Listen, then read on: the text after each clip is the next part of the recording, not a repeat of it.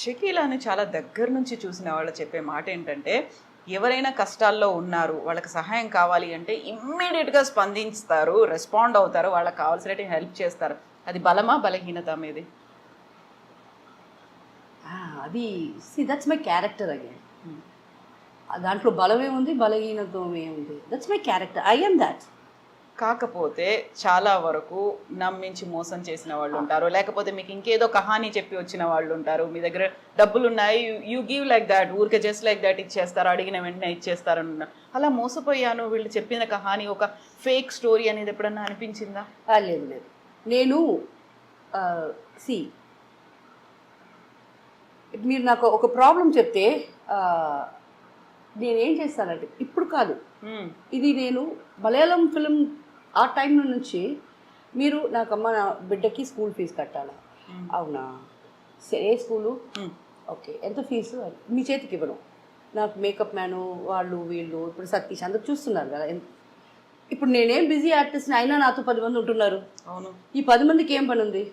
పోరా ఆ స్కూల్లో అలాంటి ఒక అమ్మాయి చదువుతుందా, ఆ అమ్మాయికి ఎంత ఫీజు కట్టేసిరా. ఎంక్వైరీ చేసేవాళ్ళు? ఎంక్వైరీ కాదు, మా వాళ్ళే పే కడతారు. అలా చేశాను తప్ప పెద్దగా మోసపోయేంత లేదు. 10,000 20,000 అడిగితే సరే పో ఇస్తాను తప్ప. అది తెలుసు నాకు, ఇది ఫాల్తుగా అడుగుతున్నారని తెలుసు. బట్ ఒక్క చెడ్డ అలవాటు ఉంది, నో చెప్పటం నేర్చుకోవాలా, ఇంకా నేర్చుకోవాలా. అది నో ఒక్కసారి చెప్పేది నేర్చుకున్నానంటే ప్రాబబ్లీ నా గురించి ఇలాంటి కంప్లైంట్స్ రావు. ఏం మారిపోతున్నాను, మోసపోతున్నాను అనే కంప్లైంట్స్ రావు. నో చెప్పడం అనేది కేవలం ఈ డబ్బు విషయంలోనేనా? అన్నిట్లో. వెరీ ఎమోషనల్ ఫూల్ని నేను. నాలాంటి ఫూల్ ఎవరూ లేరు. Very emotional. అరే ఫిలిమ్స్ ఈ రోజు దాకా ఏ పిక్చర్ చూసినా ఏడుస్తాను. థియేటర్కి నేను తీసుకెళ్ళేది బయట, తెలియకూడదు కదా. ఏ ఫిలిం చూసినా నాకు ఏడుపు వచ్చేస్తుంది. అది యాక్టింగ్ అని తెలుసు, but I don't know. So చాలా ఇమోషనల్ పర్సన్. సో రియల్ లైఫ్లో కూడా అలాగే? ఏ ఇష్యూ అయినా సినిమా అని తెలుసు, రియల్ లైఫ్ అది సినిమా అని దానికి ఏడుస్తున్నానంటే నిజం వెళ్తే. బట్ ఇప్పుడు కొంచెం స్ట్రాంగ్ అయ్యాను. లైక్ బేబీ నా కళ్ళ నీళ్ళు అయిపోయాయి.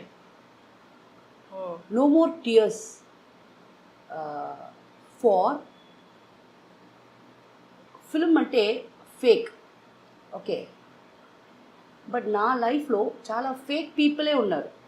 వాళ్ళ కోసం ఏడిసి లేకపోతే ఇంకా ఏడవకూడదు అని నా టియర్స్ గ్లాండ్ ఉంది కదా, ఆ గ్లాండ్ కట్ అయిపోయింది అనుకుంటున్నా. So I don't know more cry for real life fake people. So లైఫ్లో ఫేక్ పీపుల్ అంటే ఫ్యామిలీ మెంబర్స్ ఉన్నారా, లేకుంటే బయటి వాళ్ళు ఉన్నారా? ఫ్యామిలీ మెంబర్సే. బయట వాళ్ళ గురించి, వాళ్ళు బయట వాళ్ళండి. వాళ్ళు ఫేక్గా ఉంటే ఏంటి, రియల్గా ఉంటే ఏంటి. I'm talking about my family members. Each and every single family member in my fucking bloody life is fake. ఎందుకు? ఏం చేశారు? అన్నీ వాళ్ళే చేశారు. అవి నా డబ్బులు తీసేశారు. నాకు ఒక ఫంక్షన్ అంటే నన్ను రమ్మంటారు, బట్ అక్కడ ఇంకొక స్టార్ వస్తే ఎలాగో అంతే, వాళ్ళకి ఒక యాక్ట్రెస్ వచ్చినాను అంతే. బట్ యాక్చువల్లీ నేను మీకు దగ్గర సొంతం, మీరు నన్ను మీతో కూర్చోబెట్టాలా, మీకు ఏదేదో మాట్లాడుకుంటారు, ఏమీ లేదు. ఆర్టిస్ట్ లాగా నేను వస్తాను, నేను ఒక బొకే ఇస్తాను, వెళ్ళిపోతాను. అంత ఆర్టిఫిషియల్గా ఉంటుంది, very artificial. So fed up with all that. ఇప్పుడు నాకు సొంతం అని I don't talk. I have no సొంతం now, no relatives in my life. And నేను ఎవరితో ఉండే 4-5 ఉన్నారు, వాళ్ళతో కూడా నేను మాట్లాడను. Like when they call I say hi, బాగున్నారా, ఏంటి, ఏదైనా అవసరం ఉందా, అప్పుడు చెప్తారు ఒక బైక్ కొనాలా, 10,000 రూపాయలు, ఫైన్, నాకు అది లేదు, నేను ఇట్లా ఇప్పుడు చెప్పడం అలవాటు చేసుకున్నారు. సొంత వాళ్ళకి అలవాటు చేసుకున్నా. బయట వాళ్ళు వచ్చి అడిగితే చేస్తాను, సొంత వాళ్ళకి మాత్రం నేను పెట్టను. వాళ్ళకు తెలుసు కదా మీరే ఫ్యామిలీ కోసం కష్టపడ్డారు, మీ దగ్గర ఏ డబ్బు ఉంచుకోకుండా మొత్తం వాళ్ళకే ఇచ్చారు, అదన్నీ తెలుసు. మర్చిపోయారా వాళ్ళు? అది వాళ్ళని అడగాల. How would I know? అయితే మీకు ఆ టైంలో అంత డిమాండ్ ఉన్నటువంటి స్టార్ మీరు, లక్షలు వస్తున్నాయి, ఇన్వెస్ట్మెంట్స్కి పెట్టుకుందాము, ఒక ఇల్లు కొనుక్కుందాము, లేదు ఎక్కడైనా ఒక ప్లేస్ కొనుక్కుందాము ఎక్కడైనా వెంచర్ చేద్దాము అనిపించలేదా? I was very busy. దీనికి ఆలోచనలే రాలేదు ఇంకా. నాకు రాలా. అండ్ ఐ థాట్ నా తమ్ముడు ఉన్నాడు, మా అక్క, whom I trusted the most in my life. తను ఏదన్నా చేస్తుంది, బికాస్ వాళ్ళ పిల్లలు చదువుకున్నారు, అక్క హస్బెండ్ డాక్టరు, సో అక్క వెరీ బ్రిలియంట్ పర్సన్, సో నా కోసం ఏదైనా చేస్తారు అలాగా నమ్మేశాను నేను. బట్ దెన్ ఆఖరికి ఏది చేయలే. అది కూడా రాసుంది. ఎస్ సి నేను నిజంగా చెప్తున్నాను ఆడియన్స్ మీ అందరికీ, అందరూ ఇల్లులు కొనాలా, అందరూ కార్లు తిరగాల, మనం ఆశ పెట్టుకోవాలా తప్ప అది జరిగేది జరగకుండా ఉండేది మన చేతిలో లేదు. సి నేను ఫస్ట్ ఫిలిం ప్లే గర్ల్స్ అప్పుడే కారు కొన్నా. ఇప్పటిదాకా నేను ఒక 20 కార్లు కొని ఉంటా. ఇప్పుడు ఒక ఇల్లు ఒక్క 650 స్క్వేర్ ఫీట్లో ఇల్లు కొనలే. ఇక్కడ రాసి ఉండాలి. 4 కారు డబ్బా ఒక ఇల్లు వచ్చేస్తుందా? నేను చేయలేదే.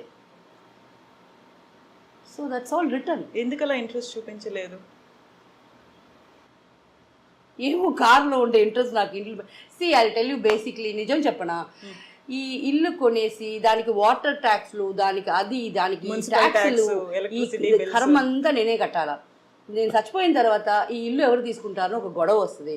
ఈ గొడవలో ఎవరో ఒకరు పీక్కపోతారు. వాళ్ళకి కూడా జనాలు శాపం ఇస్తూనే ఉంటారు. అది చచ్చిపోయింది పాపం, అది వర్క్ చేసి చచ్చిపోయింది, ఇల్లు కొనింది, ఈ నా కొడుకు అనుభవిస్తున్నారు అంటారు. ఎందుకు నా వల్ల ఒక ఇల్లు కొనిన తర్వాత అది నా తమ్ముడికో మా అన్నకో పోయిన తర్వాత వాళ్ళు కూడా తిట్లు తినాలా? ఏం వల్ల ఐఎమ్ హ్యాపీ లైక్ దిస్.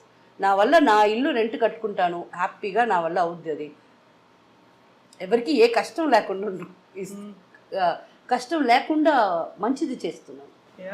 ఒక కర్మ సిద్ధాంతమే కదా, మీకంటూ ఒక ఫిలాసఫీ ఉంది సపరేట్ కదా. వഴി తని వഴി, మై వేస్ సపరేట్ వే. అయితే షకీలా కనీసం ఒక జ్యువెలరీ మీద, దాని మీద ఆర్నమెంట్స్ ఇలాంటి దాని మీద కూడా లేదా ఇంట్రెస్ట్? లేదు నాకు. ఇప్పుడు ఒక తెలుగు బిగ్ బాస్ కి వచ్చే ముందు ముక్కు అంతే. ఇది ఒక చిన్న రింగ్ కనిపిస్తుంది. ఇది కూడా నాకు ఒక ఫ్రెండ్ ఇచ్చారు. జ్యువెలరీ ఉంది. I don't like to wear. లేదు కనీసం చెవులకు కూడా పెట్టుకోకుండా పెట్టుకోను. అవును, నేను ఇది మాత్రం చాలా లైఫ్ లో ఆశ, ఇది వేసుకోవాలని. నొప్పికి భయపడి ఇక్కడ పక్కన కాళికాంబల్ టెంపుల్ అని ఒక టెంపుల్ ఉంది, అక్కడ చెప్పాను పెట్టుకో అమ్మా బాగుంటుందని. ఫస్ట్ టైం డైరెక్ట్ గా ఇది కుచ్చి పెట్టారు. అండ్ దెన్ దానికి డైమండ్ వేసుకున్నాను. ఇది ఒక్కటి నాకు ఇష్టం. ఇది ఒక ఫ్రెండ్ ప్లీజ్ ఇది నువ్వు వేసుకోవాలా నా గుర్తు, అందుకు చాలా అలా గుర్తులు ఉన్నాయి. బట్ ఇది ఇప్పుడు మొన్న ఇచ్చారు, అందువల్ల ఇది చేతిలో పెట్టుకున్నాను. సో నాకు ఒక టైం ఉన్నది వేర్ ఏదన్నా చిన్నప్పుడు నేను 11-12 ఇయర్స్ ఉండేటప్పుడు ఫంక్షన్లకు వెళ్తే మా ఏదో ఒక పిచ్చిది వేసుకొని వెళ్తాం కదా, పిచ్చి ఒక ఆర్నమెంట్, అది మా పిన్ని ఒకసారి అది చూసిన తర్వాత పిచ్చిది ఆడింది. ఆ రోజు మైండ్ సెట్ నాకేమంటే వేసుకుంటే గోల్డ్ వేయాలా, లేకపోతే వేసుకోకూడదు. మన కాడ ఉందా లేదా అని ఇంకొకరికి అనవసరం. సో అది ఎలా ఫిక్స్ అయిందంటే మలయాళం టైంలో నేను 8 o'clock షూటింగ్ నుంచి వచ్చేస్తే రిటర్న్ ఒక హనీఫా, సింగపూర్ హనీఫా అని ఒక షాప్ ఉంది, అక్కడికి పోయి నాకు 8 grams ఒక సవరణ అని తెలియదు. నాకు తెలీదు, ఇప్పుడు తెలిసింది. పెద్ద పెద్ద పెద్ద పెద్ద హారాలు, ఇంత పెద్ద ఇదన్నీ ఉన్నాయి, అన్ని కొనేస్తా. ఎంత కాడే కదా, టక కార్డ్ వెళ్ళి ఇంట్లో ఇచ్చేస్తాను. అది ఎప్పుడు వేసుకోకూడదా, ఉండాలి ఇంట్లో. అలా నాకు పట్టుదల, నన్ను అలా అడిగింది కదా పిన్ని అని. వాళ్ళ కొడుకు మెహందీ, హల్దీ అండ్ రిసెప్షన్, పెళ్ళి 3కి నేను, మా అక్క, మా చెల్లమ్మ, మా అక్క పెద్ద కూతురు, అక్క చిన్న కూతురు, 5గురు ఈ 3 ఫంక్షన్లకి డిఫరెంట్ సెట్స్ రిపీట్ చేయకుండా వెళ్ళారు. రిపీట్ చేసుకోకుండా అందరూ వేరే వేరే జ్యువెలరీ వేసుకొని వెళ్ళాం. అది ఒక సాధించిన తృప్తి, ఒక కళ. అది అలా ఉండిపోయింది, చేశారు. ఆ జ్యువెలరీ అంతా ఎక్కడ ఉంది ఇప్పుడు? అదంతా ఎవరెవరి కాడికి వెళ్ళాలో వాళ్ళ కాడ వెళ్ళిపోయింది. మరి అది ఓకే, ఐఎమ్ నాట్ నేను వేసుకుంటే కూడా నా ఫ్రెండ్స్ ఆ చైన్ పెట్టి ఇచ్చేవా అంటున్నారు నన్ను. వాళ్ళని నేను అడగలేను అలాగా, బట్ నన్ను అడుగుతున్నారు. సరే ఇది వేసుకుంటే కూడా ఈ గొడవ ఎందుకు నాకు అని. బట్ జ్యువెలరీ ఏమో ఉంది, బట్ నాకు ఇష్టం ఉండదు.